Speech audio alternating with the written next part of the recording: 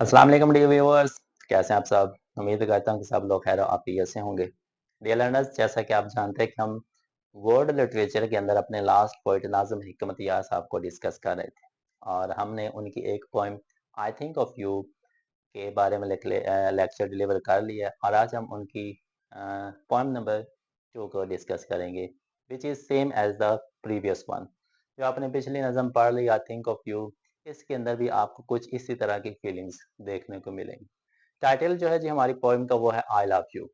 जी, अब जब आप एक इस तरह का फ्रेज़ सुनते हैं आई लव यू, तब आपको पता चल ही जाता है कि बेसिकली जो पोएम्स के अंदर आपको चीज़ें देखने को मिलेंगी वो किस तरह की मिलेंगी। डेफ़िनिटली एक लवर होगा और एक बिलव्ड होगा जो आपस में फीलिंग्स का इज़हार करेंगे।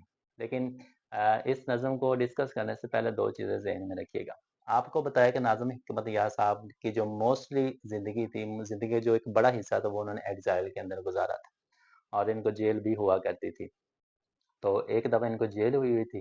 जेल के अंदर इन्होंने इस पोएम को अपनी बुक का या अपनी ज़िंदगी का हिस्सा बनाया था आई लव यू। अब आई लव यू बेसिकली 2 चीज़ों को रिप्रेज़ेंट कर सकता है। एक तो शायद उनकी बिलव्ड के लिए ये पोएम लिखी गई और दूसरा हमें ये भी पता चलता है कि ये शायद उन्होंने अपनी कंट्री जहाँ पे ये रहा करते थे सैलोनिका, उसके लिए भी हो सकती है। लेकिन यहाँ पे ये प्रोमिनेंट चीज़ नहीं की हुई कि ये ख़ासकर एक ख़ातून के लिए लिखी हुई। तो इन दोनों एस्पेक्ट्स को के हिसाब से आप इस नज़्म को देख सकते हैं।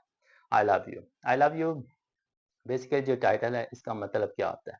लव एक फीलिंग है और इस फीलिंग के अंदर एक बहुत ही पाक जज़्बा है, लेकिन इस फीलिंग के अंदर एक ही डर रहता है, वो होता है सेपरेशन का, जुदाई का, कि आपकी आपके महबूब से जुदाई ना हो जाए। तो ये एक डर रहता है, इस डर की वजह से उन्होंने ये पोएम के अंदर कुछ ऐसे एस्पेक्ट्स बताए हैं, अपनी फीलिंग्स भी बताई हैं, अपनी फीलिंग्स को बहुत ऊपर तक भी लेके गए हैं और उन्होंने अपने डर का भी इज़हार किया है कि अगर महबूब आपसे दूर हो जाए तो आपको क्या-क्या चीज़ें देखने को मिल सकती है। So without wasting of time हम आपके लिए चलते हैं अपनी दूसरी पोएम आई लव यू की तरफ बाय नाज़िम हिकमत यार।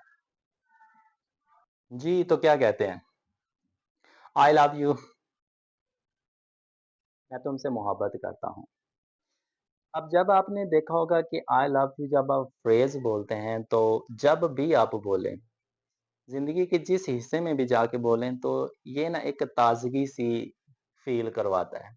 ये जो फ्रेज़ है ये कभी भी पुराना नहीं होता। जब भी आप अपने पसंदीदा शख्स को बोलें, जब भी आप अपने घर वालों को बोलें या किसी भी नियर एंड डियर वन को बोलें, तो हर वक़्त जब भी बोलेंगे तो आपको एक ताज़ा दम मिलेगा। एक ताज़गी-सी इसके अंदर से मिलेगी, एक महक-सी मिलेगी।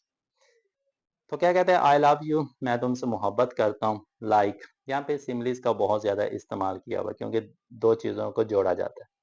आई लव यू मैं तुमसे मोहब्बत करता हूँ लाइक इस तरह से डिपिंग ब्रेड, डिपिंग का मतलब होता है डुबोना। ब्रेड ब्रेड को रोटी को इनटू साल्ट नमक के अंदर एंड ईटिंग और उसको मैं खा लेता हूँ। मैं तुमसे इस तरह से मोहब्बत करता हूँ जैसे कोई एक गरीब सा बंदा हो, सादा बंदा हो और वो रोटी को उठाए, रोटी को नमक के अंदर डुबोए और उसको खा ले। कि जो मोहब्बत होती है वो बहुत ही सादा होती है। पता नहीं चलता कि आपको किससे मोहब्बत होगी, सामने वाली जो ज़ात होगी वो मैटर नहीं करती। वो गरीब भी हो सकती है, अमीर भी हो सकती है, सादा भी हो सकती है, फेमस भी हो सकती है, किसी तरह की भी हो सकती है।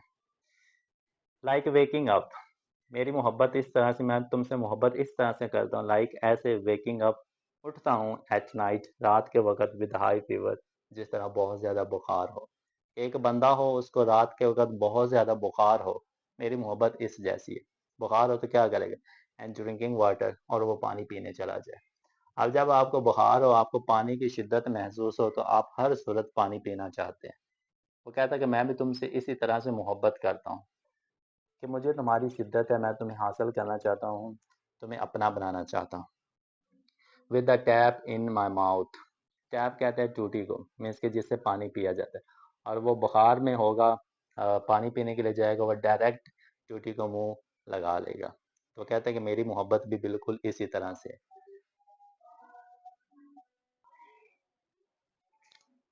जी, तो आगे क्या कहता है कि मेरी मोहब्बत कैसी है? लाइक अनरैपिंग, अनरैपिंग का मतलब होता है रैप खोल देना, कोई कागज़ हटा देना, एक चीज़ जो पैक होती है उसको अनपैक कर देना। लाइक अनरैपिंग, खोल देना, उतार देना द हैवी बॉक्स, एक भारी पैकेट को, भारी बॉक्स को फ्रॉम द पोस्टमैन, पोस्टमैन डाकिया, मीन्स कि एक डाकिया हो वो आपके एक बहुत ही भारी बॉक्स दे के जाए एज ए गिफ्ट, तो उसको खोलने के जैसा है।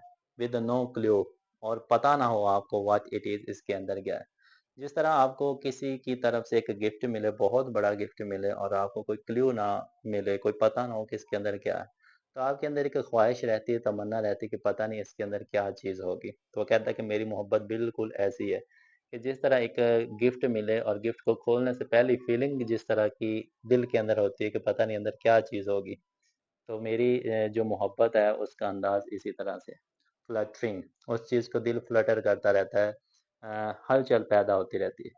हैप्पी, खुशी भी होती है, डाउटिंग, लेकिन शुबा भी रहता है, शक भी रहता है कि जब आपके पास एक तोहफा आए, उसको खोलने से पहले ये आपकी फीलिंग्स अंदर आती हैं, दिल हलचल करता रहता है, खुशी भी होती है, और खुशी के साथ साथ शक भी होता है। मेरे दिल के अंदर जो तुम्हारे लिए मोहब्बत है वो भी बिल्कुल ऐसी ही है। And what he says, I love you, मैं तुमसे मोहब्बत करता हूँ। कैसे?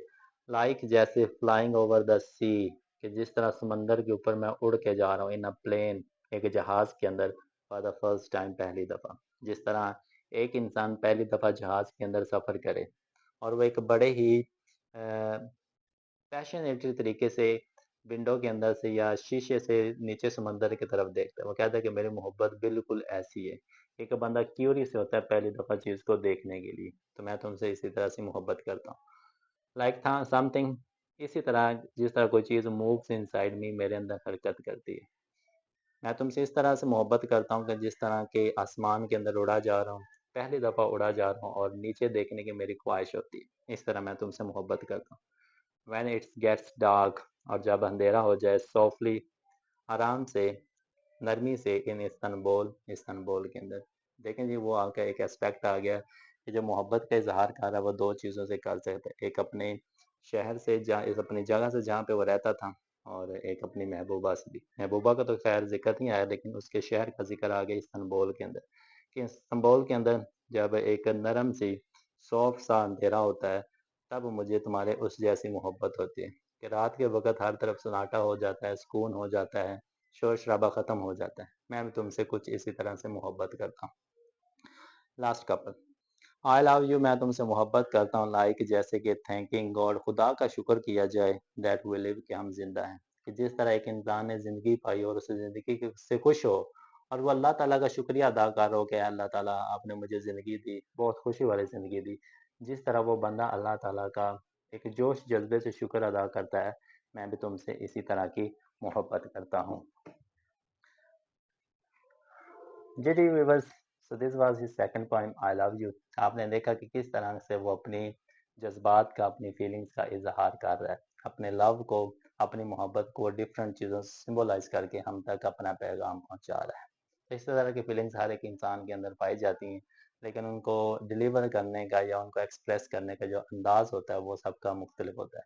लेकिन नाज़िम हुकमत यार साहब ने अपने अंदाज से चीज़ों को हमारे सामने ज़ाहिर किया कि वो किस तरह की मोहब्बत करते हैं और किस तरह के वर्ड्स वो हमसे एक्सप्रेस करते हैं। So thank you so much. इंशाल्लाह we will see you in our last video.